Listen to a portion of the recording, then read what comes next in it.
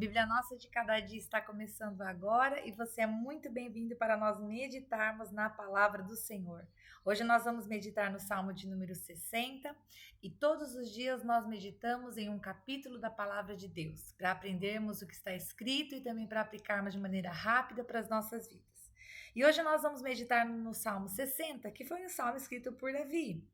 E este salmo é um daqueles que nos mostra exatamente em qual momento da vida de Davi esse salmo foi escrito. Então, se você pode ler na epígrafe da sua Bíblia, você veja se está igual a minha. Caso você não possa ler porque você está correndo, caminhando, dirigindo, costurando, não tem problema, você escuta. Está escrito assim: quando lutou contra os sírios da Mesopotâmia e os sírios de Zobá, e quando Joabe, regressando, derrotou de Edom 12.000 homens no Vale de Sal. Então, quando a gente lê essa epígrafe, a gente pensa assim: uau, houve uma vitória, né? Davi venceu, estou vendo aqui que Joabe venceu, mas quando nós vamos ler a história por trás deste salmo, e quando nós lemos o salmo, porque, por exemplo, de maneira resumida aparece aqui para mim o nome, né? Oração em tempos de guerra. A gente percebe que, na verdade, Davi estava passando por um momento muito difícil. E por quê? Se você quiser anotar as referências, você pode ler a respeito disso depois. Qual é o contexto? 2 Samuel 8,13, 1 Crônicas 18,12. O que estava acontecendo é que, enquanto Davi estava guerreando no norte contra os sírios da Mesopotâmia e os sírios de Zobá, entre Damasco ali e o Alto Eufrates, Edom aproveitou que eles estavam combatendo no norte. Edom invadiu o sul e derrotou Israel. Joabe então desceu, né, foi enviado para essa região e conquistou uma vitória muito importante sobre os edomitas. Mas observe, era aquela sensação de aperto por todos os lados, porque eles estavam sendo perseguidos. Saíram para lutar uma batalha e o inimigo se aproveitou que eles estavam, entre aspas, distraídos e atacou pelo outro lado, que é o que o inimigo faz nas nossas vidas, né? Se a gente não está vigiando os nossos muros o tempo todo e orando, né, ao Senhor pela família, pelo emprego, pela saúde, pelas finanças, pedindo proteção, vigiando para não pecar, se a gente abaixa a guarda, o inimigo se aproveita. E aqui não foi diferente. Então eu vou começar a ler o Salmo e você vai prestar atenção nisso. Davi vai atribuir a Deus as derrotas exatamente porque ele consegue enxergar que Deus estava permitindo o ataque, as derrotas, por causa da dureza do coração do povo. Porque as pessoas não estavam se submetendo a Deus. Então preste atenção no que está escrito. Versículo de número 1. Tu nos rejeitaste e dispersaste, ó Deus. Tu derramaste a tua ira, restaura-nos agora. Sacudiste a terra e abriste-lhe fendas. Repara suas brechas, pois ameaça desmoronar-se. Fizeste passar o teu povo por tempos difíceis. Deste-nos um vinho estonteante. Mas aos que te temem, deste um sinal para que fugisse das flechas. Então, o início desse salmo nos mostra Davi dizendo: Senhor, nos ajuda. Reconheço que é o Senhor quem está abalando as estruturas, né? A referência no versículo 2 a um terremoto dá-nos a entender que Davi estava falando que Deus ia sacudir as coisas de modo que só parasse em pé, vamos falar dessa maneira, aqueles que dependessem dele, porque é o que é falado no versículo 4, né? Aqueles que temem ao Senhor, o Senhor deu um sinal para que fugissem das flechas. E então Davi começa a clamar no versículo 5. Só uma observação. No final do versículo 3 diz: deste-nos um vinho estonteante. Uma outra tradução seria: fizeste o povo experimentar reveses, ou seja, situações contrárias, né? Situações desfavorecedoras.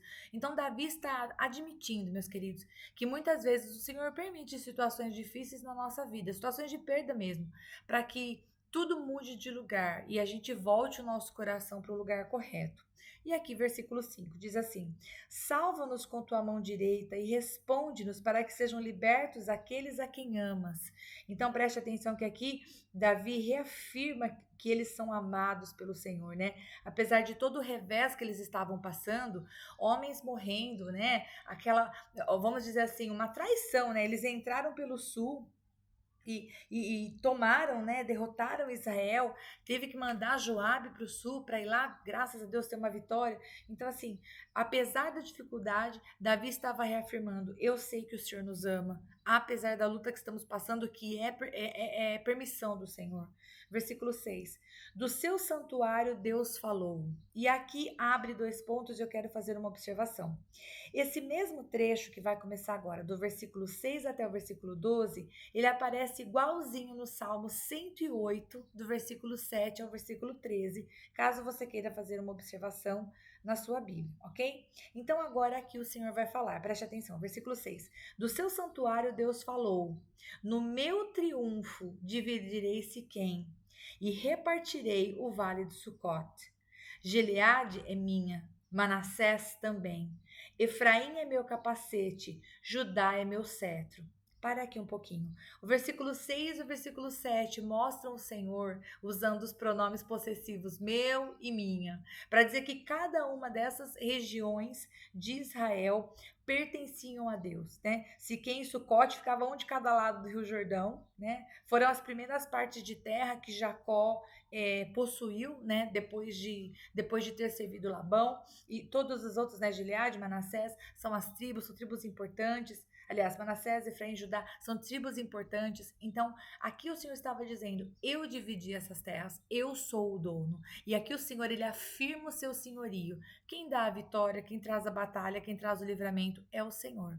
Onde tem que estar o nosso coração? Em Deus. E aí, no versículo 8, aí ele não vai falar das terras que são a sua possessão no sentido de ser o seu povo, mas ele vai dizer que os inimigos de Israel, que parecem tão grandiosos e tão fortes, na verdade são, entre aspas, como nada para ele. Preste atenção. Versículo 8. Moabe é a pia em que me lavo. Em Edom atiro a minha sandália. Sobre a Filístia dou meu brado de vitória. Aqui o que o Senhor está dizendo, tanto Moabe, quanto Edom, quanto a Filístia, as nações que estavam ao redor do seu povo, que estavam oprimindo, que às vezes alcançavam vitórias, que pareciam um exército grande, na verdade, eles eram servos do Senhor, né? Onde que a pia que você lava, a mão, você está falando de serviço, né? Atirar a sandália, eu estava lendo o Derek Kidner, ele fala que pode se referir à questão de que você coloca a sandália num canto ou você atira a sandália para que o teu servo recolha a sua sandália. Então está falando mesmo de colocar essas nações abaixo dos pés do Senhor, né? Deus como sendo o Senhor sobre todas as coisas. E se ele dá um brado de vitória sobre a Filístia, significa que não há chance alguma da Filístia vencer, a não ser que o seu povo desvie o seu coração dele. E aqui é muito clara a divisão. Se estamos com o nosso coração no Senhor, há vitórias. Ainda que hajam lutas, o Senhor nos ajuda a passar por elas. Agora, se o nosso coração estiver longe de Deus, quando vier as lutas, o terremoto vai balançar e vai abrir o chão e realmente não vai sobrar nada de pé. Porque sem Deus é impossível permanecer de pé. É isso que o Salmo está querendo dizer para nós. Versículo 9. Quem me levará à cidade fortificada? Quem me guiará a Edom? Não foste tu, ó Deus, que nos rejeitaste e deixaste de sair com os nossos exércitos?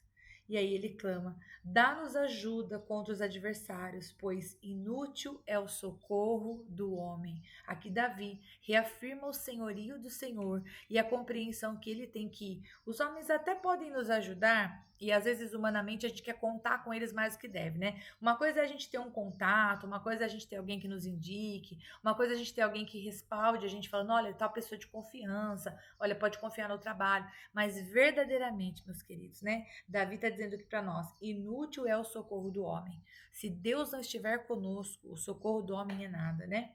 E continua, final do versículo aí, né? O versículo 12, final do capítulo, com Deus conquistaremos a vitória e ele pisoteará os nossos adversários.